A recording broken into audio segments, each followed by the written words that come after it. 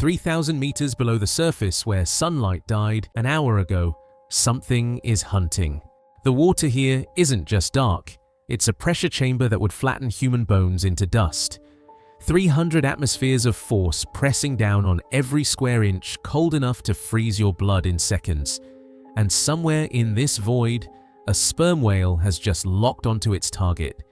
Its heartbeat drops from 60 beats per minute down to barely 10. Everything non-essential shuts down. All oxygen redirected to brain and muscle. It's been underwater for 40 minutes without a single breath. Then it unleashes hell. A sound so powerful it could shatter your eardrums on contact. Rapid clicks explode through the darkness like machine gun fire, each burst carrying more force than a jet engine at full throttle. The whale is building an image mapping every detail of something massive moving below, and when the echo finally returns, it reveals arms longer than a city bus, a body covered in suckers lined with hooks sharp enough to rip through steel. The largest invertebrate alive. A giant squid. Most life on Earth exists in sunlight. But sperm whales inhabit a realm almost nothing else can reach. A vertical world stretching miles into crushing darkness where metal crumples and light has never penetrated. What makes these animals so bizarre isn't their size or power. It's how invisible they are to us. For creatures as large as commercial aircraft, they're practically ghosts. Over 70% of their existence happens in depths humans can't survive. Places so extreme our best submarines barely function for minutes, and we've witnessed almost none of it. We can study lions hunting on the savannah, sharks patrolling reefs, tigers stalking through forests. But sperm whales? We study the aftermath, scars etched into skin, echoes bouncing through water, shadows disappearing into blackness.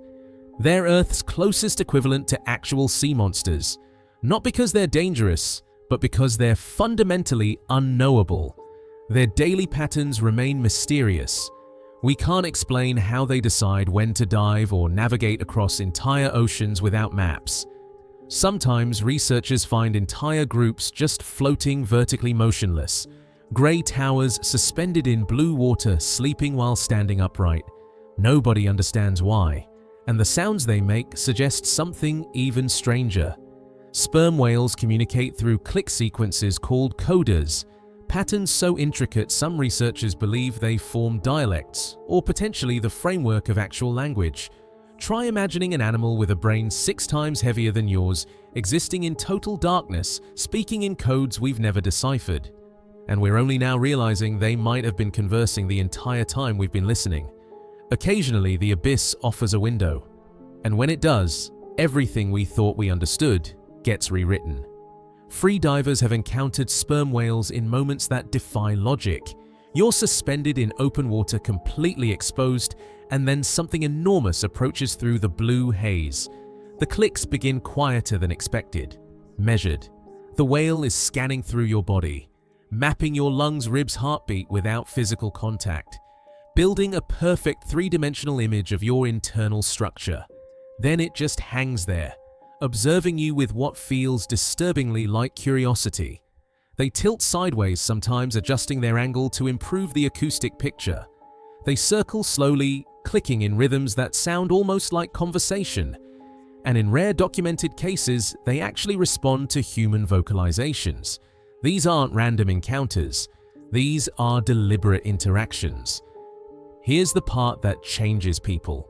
These creatures possess brains 6 times larger than ours, the same neural architecture we associate with empathy, emotion, language. And they've been evolving those structures for 15 million years, longer than humans have existed.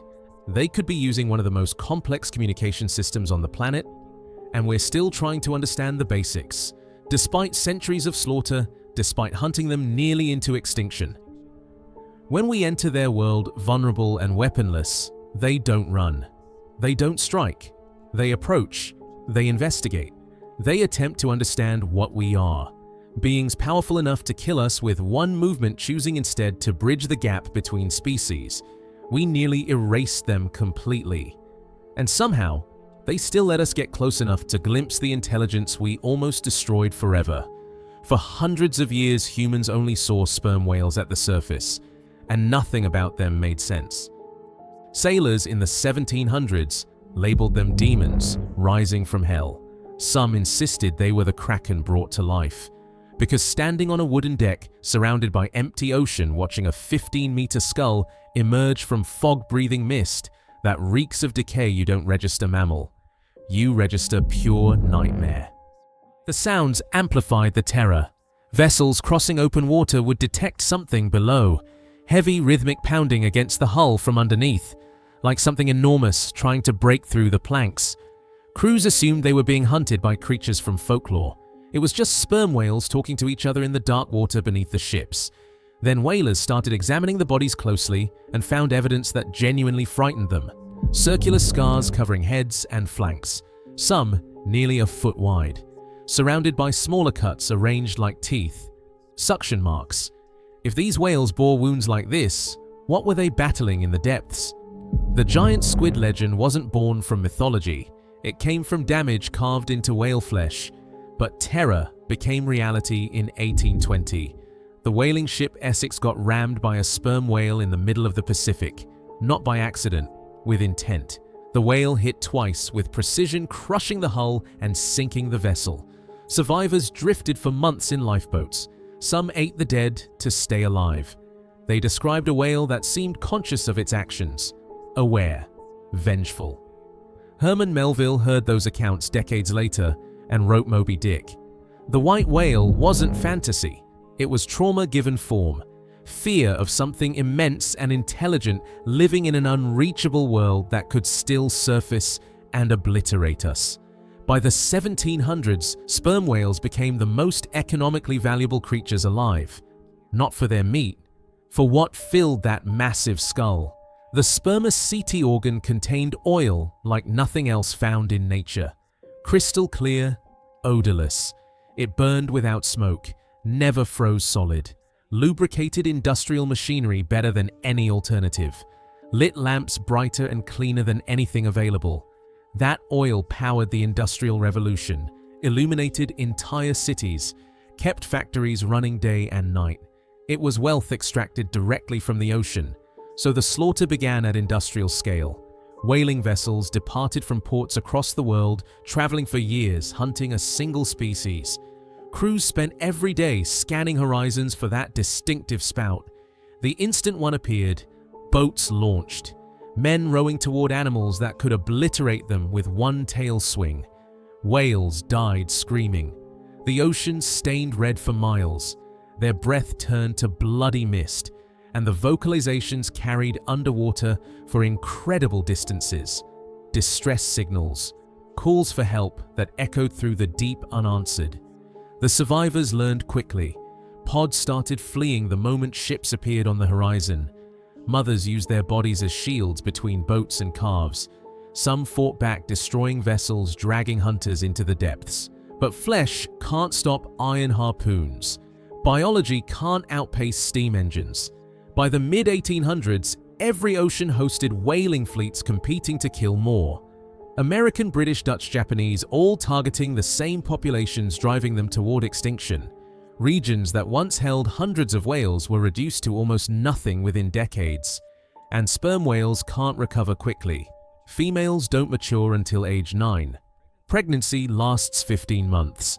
One calf every 5 to 7 years at best. When you're killing thousands annually, reproduction can't keep pace. By the early 1900s, populations had collapsed globally. Estimates suggest over 1 million killed, possibly more. Entire genetic lines erased.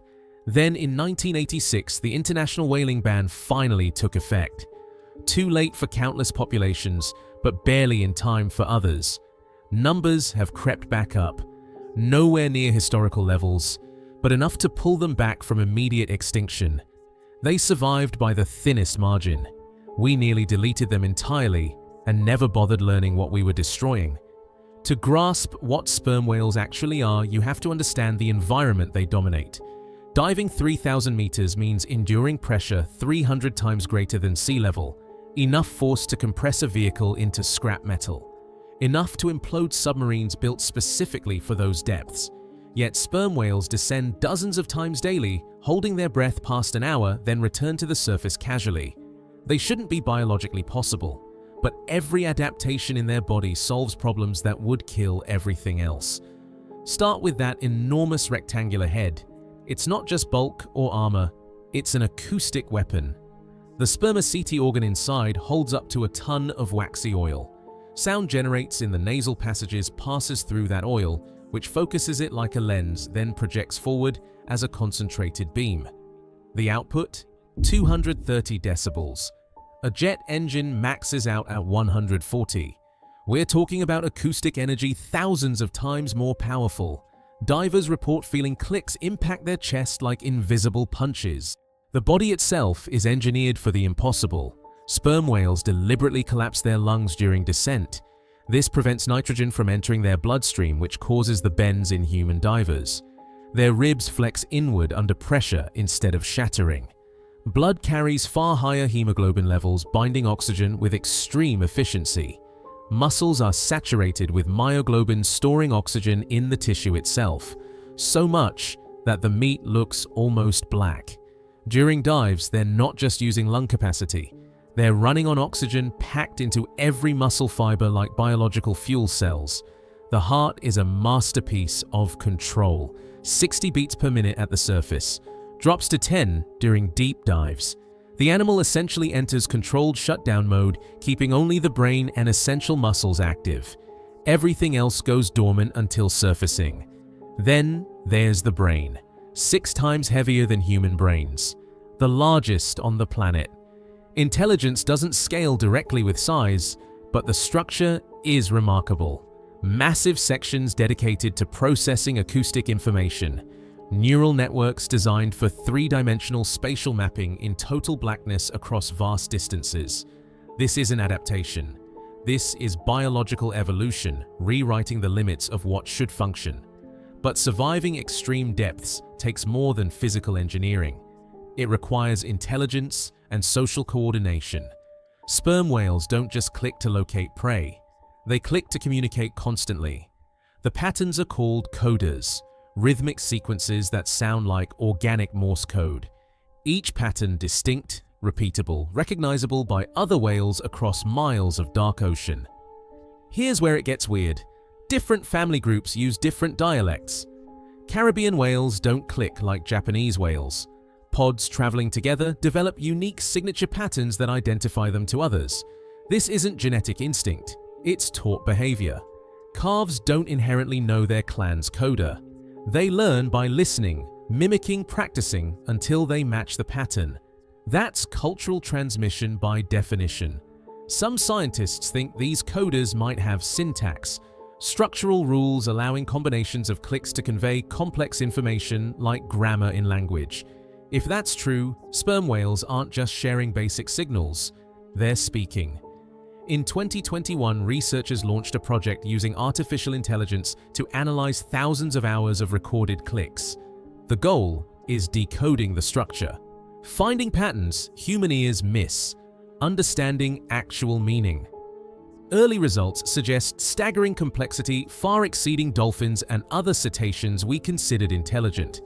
Some think sperm whale communication might rival or exceed human language in structural sophistication, if not content. Individual sperm whales influence entire ocean ecosystems in ways we only recently discovered. They don't just hunt in the abyss, they exist between 2 worlds, diving thousands of meters to feed, then returning to breathe, socialize, and raise young.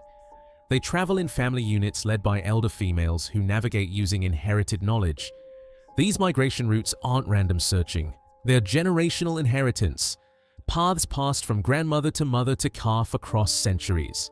Ocean highways connecting feeding zones, breeding grounds, and historic safe waters. Every dive and every surfacing changes the surrounding environment. Sperm whales actually fertilize the ocean. Rising from nutrient-rich depths, they carry iron and other elements to surface waters where plankton thrive. Plankton form the foundation of marine food webs and produce half of Earth's oxygen. One whale can drive carbon capture equivalent to thousands of trees. A pod influences regional climate patterns. An entire population global-scale impact. They don't just inhabit the ocean, they actively construct and maintain it. Even death serves the ecosystem. A whale fall creates an oasis in the abyss. One carcass can sustain deep-sea communities for a century. Scavengers, bacteria, bone-eating worms, entire food webs surviving because a giant descended into darkness and became a foundation. It's one of nature's most dramatic energy transfers. Life fueling life. Death becoming an entire habitat.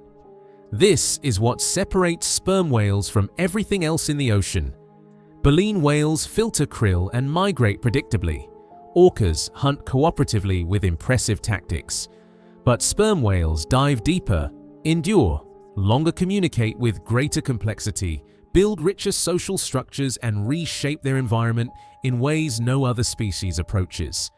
They're ecosystem engineers, family historians, apex predators, teachers, navigators and living archives of the ocean itself. And we're only beginning to comprehend what that means and what we almost lost before understanding any of it. Thanks for watching.